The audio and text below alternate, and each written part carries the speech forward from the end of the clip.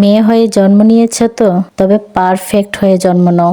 মেয়েদের সব দিক দিয়ে পারফেক্ট হতে হয়। মেয়েরা কোনো অংশে কম হওয়া একেবারেই ঠিক না। মেয়েদের যেমন উঁচা লম্বা সুন্দর হওয়া প্রয়োজন, ঠিক তেমনি লেখা পড়া সংসারের কাজ সব দিক দিয়ে একদম পারফেক্ট হতে হবে, নয়তো অনেক সমস্যা। তো খাটো সন্তানটাকে নিয়ে মা বাবারও অনেক টেনশন।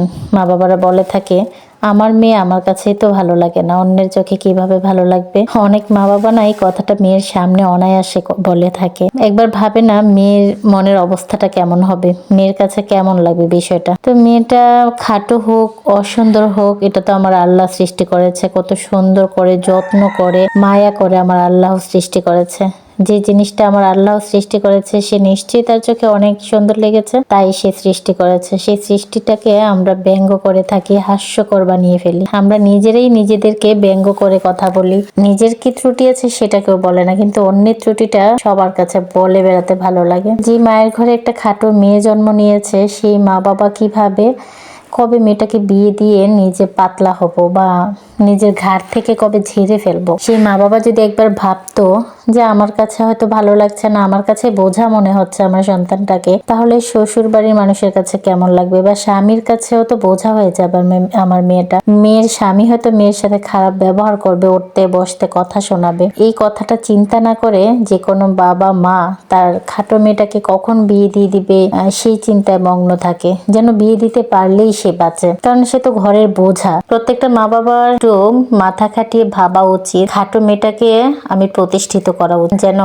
সে কারো কাঁধের বোঝা না হয়। আমার খাটো মেয়েটাকে লেখাপড়া করানো উচিত, নিজের পায়ে দাঁড় করানো উচিত, প্রতিষ্ঠিত করানো উচিত। হ্যাঁ, অনেকেই বলবে যে আমার সেই যোগ্যতা নেই, সেই ক্ষমতা নেই লেখাপড়া করানোর, অনেক টাকা পয়সা খরচ হয় লেখাপড়া করাতে গেলে, ভালো মানে একদম উন্নত মানের লেখাপড়া করাতে গেলে অনেক টাকা খরচ হয়। তাদেরকে বলবো, একটা বিয়ে দেওয়ার পর কি পরিমাণ খরচ হয় সেটা তো আপনারা হয়তো বোঝেন না, তাই না? বিয়ে দেওয়া থেকে শুরু করে রমজান আসলে রমজানের ইফতারি দেওয়া, ঈদ আসলে শপিং করে দেওয়া, তারপর হচ্ছে জ্যৈষ্ঠ মাস আসলে তাদের চিড়ার কলা মুড়ির কলা দেওয়া, বাচ্চা হবে বললে 5 মাসে পিঠার পাতিল দেয়া, 9 মাসে সব খরচ করে নিয়ে গিয়ে মেয়ের শ্বশুর বাড়িতে রান্না করে খাওয়ানো, তারপর বাচ্চা হলে আবার কত খরচ, মানে খরচের আর শেষ নাই। বিয়ে দেওয়ার পরও একটা মেয়েকে মিনিমাম 4-5 বছর তার মা বাবারাই অনেক দিক দিয়ে হেল্প করতে হয়, নয়তো অনেক কথা শুনতে হয়। যত সুন্দর হোক আর যত খাটুই হোক, অনেক দিক দিয়ে হেল্প করতেই হয়, না হলে শ্বশুরবাড়ির মানুষ কথা শোনাতে ছাড়ে না। আবার জামাই যদি কোনো ব্যবসা করবে বা কোনো চাকরিতে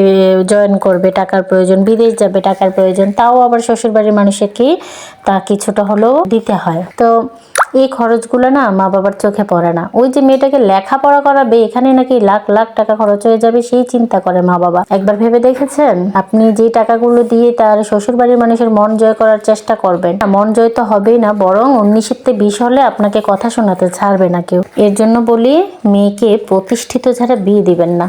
আপনার ঘরে যদি মেয়েটা খাটো হয়, কালো হয়, তাকে অন্য বাড়ির মানুষ বা জামাই কথা শোনাবে। এটা আসলে মানুষের নেচার, অনেক মানুষের নেচার। সবাই যে এমন তা না। অনেক মানুষ আছে খাটো একটা মেয়েকে নিয়ে ঘরে আদর যত্নে রাখে, এত কথা শোনায় না, ভাবে সে তাকে আল্লাহ বানাইছে, তাকে কেন কথা শোনাবো। কিন্তু অধিকাংশ মানুষ আছে যারা খাটো একটা মেয়েকে দেখে শুনে বিয়ে করে নেয়। এমন না যে তাকে মিথ্যে বলে একটা মেয়ে গছাই দিচ্ছে, এমন তো না। দেখে শুনে নিয়ে যায় যে আমি বিয়ে করছি, একটা খাটো মেয়ে বিয়ে করছি, কালো মেয়ে বিয়ে করছি, তারপরে সে বিয়ের পরে সেই মেয়েটাকে ব্যঙ্গ করে কথা বলে, খাটো বলে আখ্যা দেয়। তার ঘরে একটা সন্তানও যদি খাটো হয় তাহলে অনেক কথা শোনায় যে মার মতো। এর জন্য প্রত্যেকটা মা বাবাকে বলবো, আপনার মেয়েটাকে আপনি লেখাপড়া করাইয়া প্রতিষ্ঠিত করেন। তাহলে প্রতিষ্ঠিত একটা মেয়েকে না ব্যঙ্গ করার সাহস কারো হয় না। তাকে একটা কথা বলার আগে 10 বার চিন্তা করে, কারণ জানে প্রতিষ্ঠিত মেয়েটা নিজেকে প্রোটেক্ট করতে জানে। তাকে ব্যঙ্গ করে একটা কথা বললে সে জ্ঞানের ভাষায় 4টা উপদেশমূলক বাক্য আপনাকে শুনিয়ে দিবে। সেই ভয়ে কেউ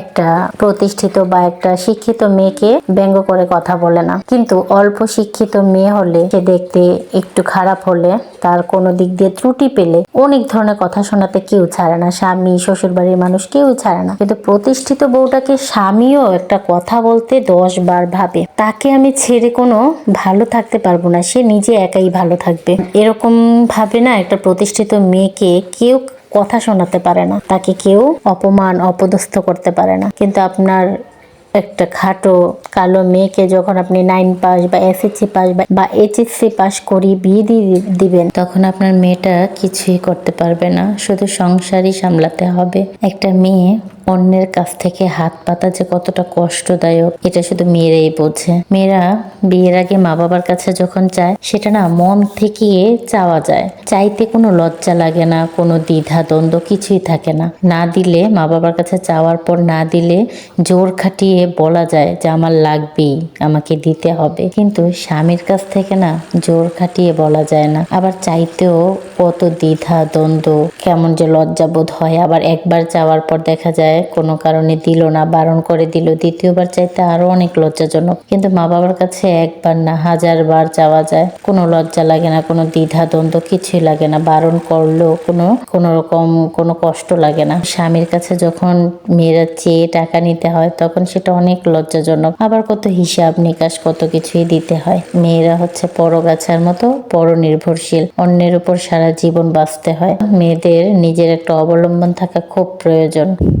অনেক মেয়ের জীবনে এমন কিছু স্বামী থাকে যে স্বামীদের চোখে কখনোই পড়ে না নিজের স্ত্রীর গায়ে একটা ছিঁড়া জামা। সে স্বামী কখনো দেখতেই পায় না তার চেহারা, তার স্ত্রীর উস্কো খুস্কো চেহারাটা, তার স্ত্রীর দৈনন্দিন জীবনে কি লাগবে, সেই ছোট ছোট জিনিসগুলো অনেক স্বামী এড়িয়ে যায়, চোখেই পড়ে না তাদের। তার স্ত্রী কোথাও যাওয়ার সময় কেমন বোরখা পরলো, পায়ের জুতোগুলা কেমন, সে কেমন ড্রেস পরলো, তার হাতের ব্যাগটা কেমন, তা সে কোথাও যাওয়ার জন্য ভালো কিছু লাগবে কিনা, এমন জিনিসগুলো অনেক স্বামী খেয়াল করে না, ইচ্ছে করেও করে না। সেসব স্বামীদের সংসারও মেয়েরা করে, শুধু জিন্দা লাশের মতো করে। যে স্বামীটা খেয়াল করলো না তার স্ত্রীর কি লাগবে, তার কি চাই, সেই স্বামী আসলে কারো প্রকৃত স্বামী হয়ে উঠতেই পারে না। মেয়েরা শুধু সংসার করে যায় নিজের ছেলে মেয়েদের দিকে তাকিয়ে।